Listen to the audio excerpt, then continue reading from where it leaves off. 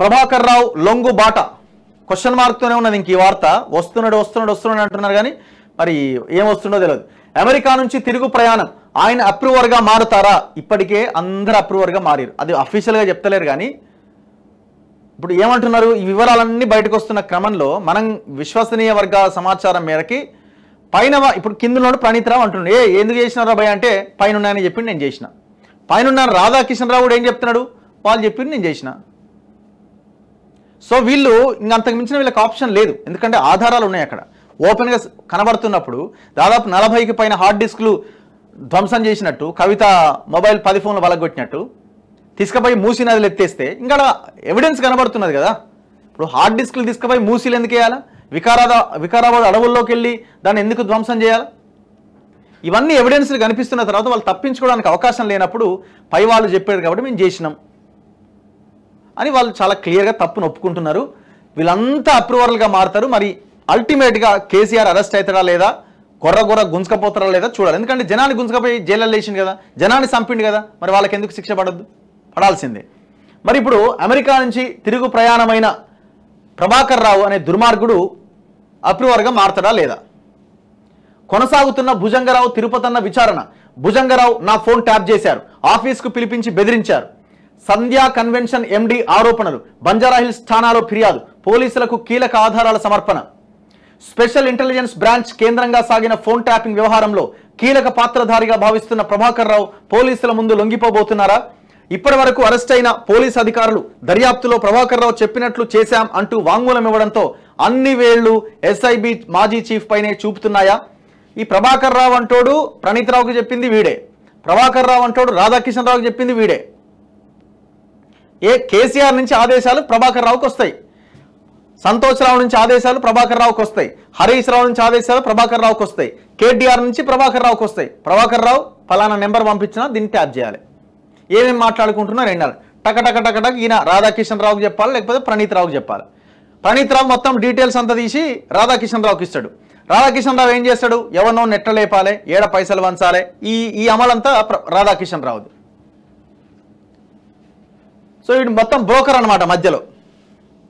Special intelligence branch కేంద్రంగా సాగిన phone tapping వ్యవహారంలో కీలక పాత్రధారిగా భావిస్తున్న ప్రభాకర్ రావు పోలీసుల ముందు లొంగిపోబోతున్నారా?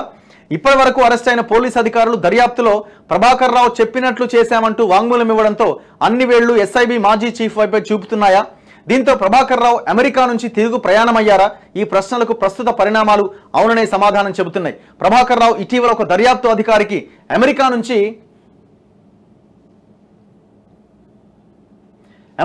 ఫోన్ చేసి ఇప్పుడు ప్రభుత్వం చెబుతున్నట్లు మీరు ఎలా చేస్తున్నారో గత ప్రభుత్వం చెప్పింది మేము చేశాం అని వ్యాఖ్యానించారనే విషయం తెలిసిందే.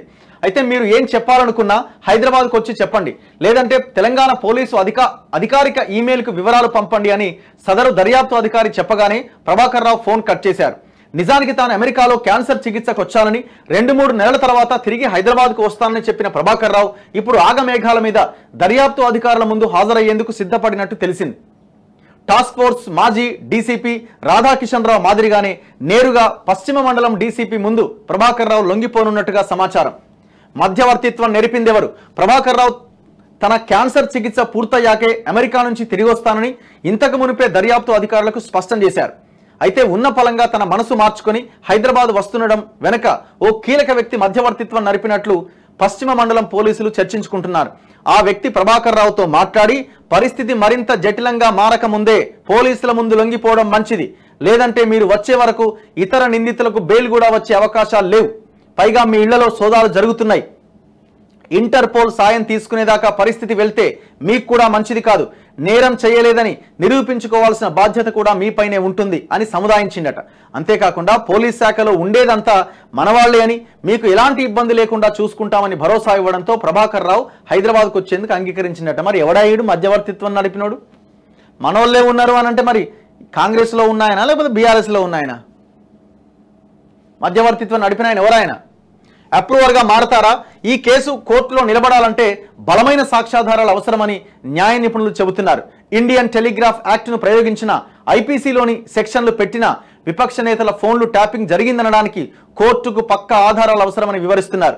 ఇప్పటికే ప్రణీత్ రావు హార్డ్ డిస్క్లు ధ్వంసం చేశారని చెబుతున్న నేపథ్యంలో ఏ సాఫ్ట్వేర్ వాడారు, ర్యాండమ్ అడ్మినిస్ట్రేటివ్ ట్రోజన్ టూల్ను టార్గెట్ ఫోన్లలో ఎలా ప్రవేశపెట్టారు, ఎవరెవరి ఫోన్లు ట్యాప్ చేశారు అనే వివరాలు రాబట్టడం కష్టమే అంటున్నారు.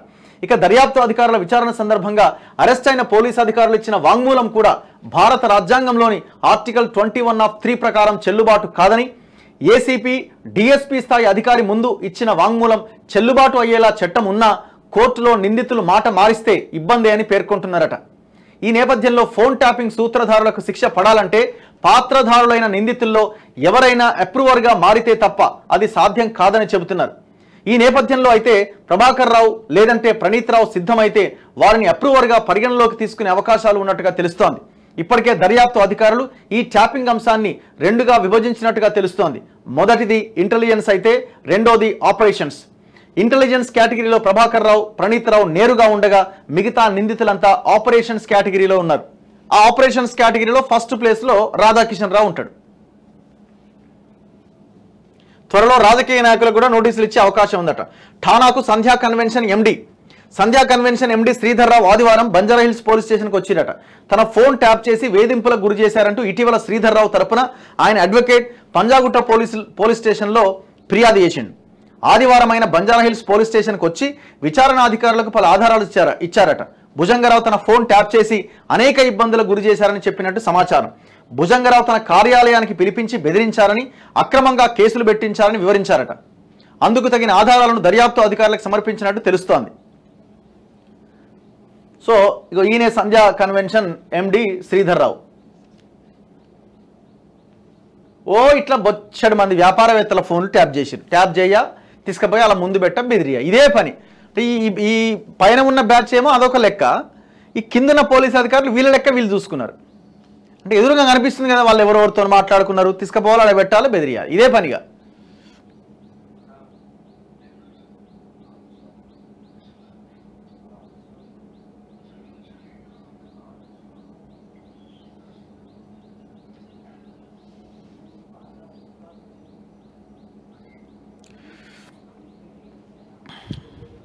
అడ్వకేట్ శరత్ గారు ఫోన్ చేస్తా ఉన్నారు, ఒక్కసారి మాట్లాడదాం.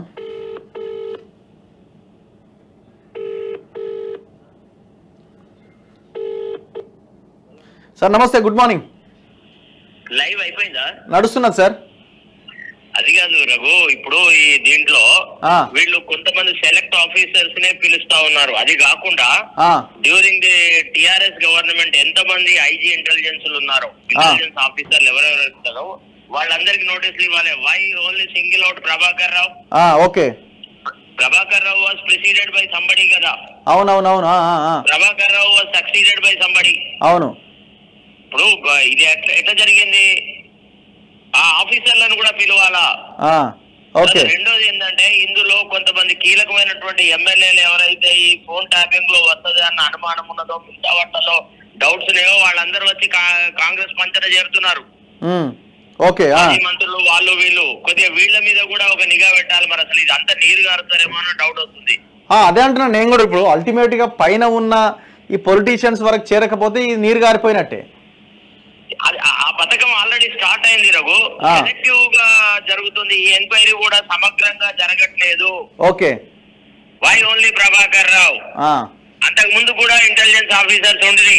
రేవంత్ రెడ్డి టైములో ఎవరు ఇంటెలిజెన్స్ ఆఫీసర్ ఉండేనో, రేవంత్ రెడ్డిని మధ్యరాత్రి అరెస్ట్ చేసినప్పుడు ఏ రకమైన ఇన్ఫర్మేషన్ గ్యాదర్ చేసినారు, ఎట్లా ఆయన కదలికలను ఆయన మూవ్మెంట్స్ ని చేసినారు, అది కూడా బయటికి రావాలి కదా.